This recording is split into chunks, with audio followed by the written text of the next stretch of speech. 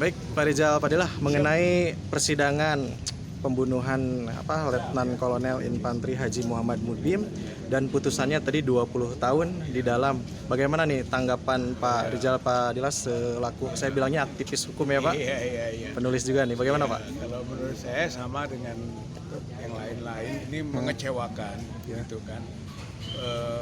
Arah dari dalil-dalil yang awal dikemukakan sebetulnya menuju ke hukuman maksimal. Iya. Gitu. 340-nya sudah terbukti, gitu kan, 340 sudah terbukti. Arahnya harusnya maksimal. Putusan maksimal adalah sesuai dengan tuntutan GPU, mati. Gitu. Sebetulnya tadi awal kita dengarkan mau seperti itu, tapi tiba-tiba jelok jadi ke 20 tahun, gitu ya, masih 340, tapi itu yang paling rendah gitu, disebut malah sebanyak-banyaknya 20 tahun kalau di sana. Ini mengecewakan satu. Yang kedua, ini bisa dikategorikan peradilan sesat, rechterlijk dwaling, namanya peradilan sesat. Bukan sesat dalam konteks terdakwa yang semestinya bebas dihukum, bukan. Tapi ini adalah peradilan sesat yang menggambarkan kesesatan antara proses yang terjadi dan dihubungkan dengan keadilan. Bahwa kita harus melihat pada pendekatan viktimologi. Viktimologi itu adalah ilmu pidana yang berorientasi pada korban. Ini tidak berorientasi pada korban, ini berorientasi pada terdakwa, gitu ya. Jadi ingin menyelamatkan terdakwa, bukan menyelamatkan apa yang dirasakan sebagai kondisi psikologis korban, gitu. Kesesatan berikut adalah penggunaan ayat-ayat Al-Quran, gitu, yang tidak proporsional. Dalam makna begini, tidak proporsionalnya. Ayat-ayatnya sudah benar, gitu kan, tidak boleh membunuh yang diharamkan oleh Allah. Kemudian juga ada yang disebut Allah Maha Pengampun.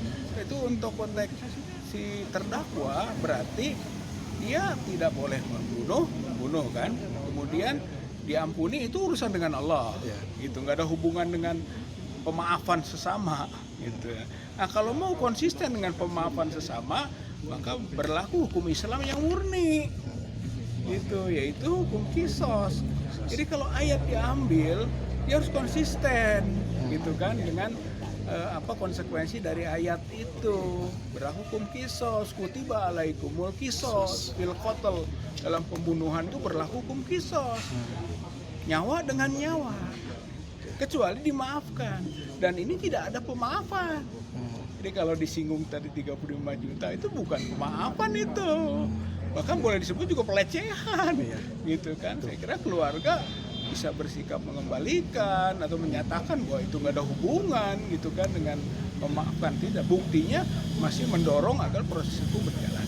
Gitu ya. Jadi ini masuk kategori peradilan sesat. Dari si agama, inilah mungkin kita khawatir apa yang disinyalir oleh Nabi, 3 hakim, gitu kan, 1 hakim masuk surga, 2 hakim masuk neraka.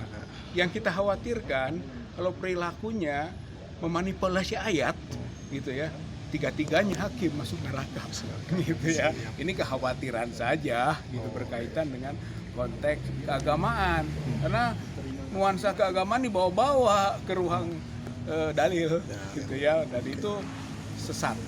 Jadi kalau kita simpulkan, ini peradilan sesat, rechterlijk dwaling. Oke, kalau itu terima kasih Pak Rizal.